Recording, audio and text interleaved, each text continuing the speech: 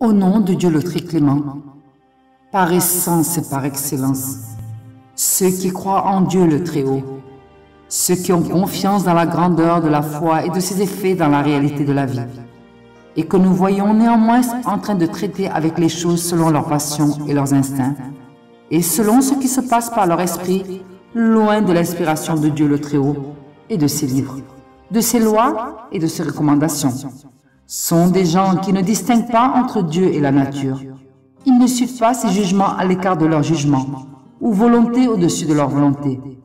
Il leur semble que la force divine ait été mise à leur service et qu'elle n'existe que pour faciliter leurs tâches et à faire marcher leurs affaires, à réaliser leurs aspirations et à les rapprocher de leurs désirs.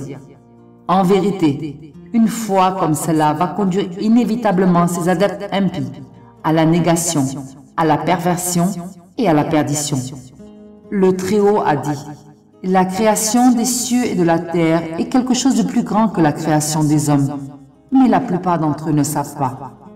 Tous ceux qui sont dans les cieux et sur la terre se présentent au miséricordieux comme de simples serviteurs. Il les a dénombrés, il les a bien comptés. Dieu le Très-Haut est au-dessus de la nature et de ses affaires, de l'existence matérielle et de ses créatures. Il est suprême en lui-même. Il s'y manifeste avec son jugement, son ordre, sa volonté et ses signes. Ses noms sont apparents, ses bienfaits sont clairs, sa sagesse est là avec sa création, son existence et sa gestion.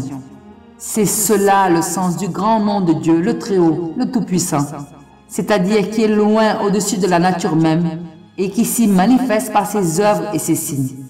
De sa position suprême, il émet vers la nature ses jugements, ses lois, ses ordres et sa volonté.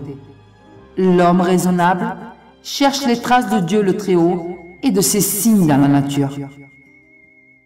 Par le temps, l'homme est certes en perdition, sauf ceux qui croient et accomplissent les bonnes œuvres, s'enjoignent mutuellement la vérité et s'enjoignent mutuellement l'endurance.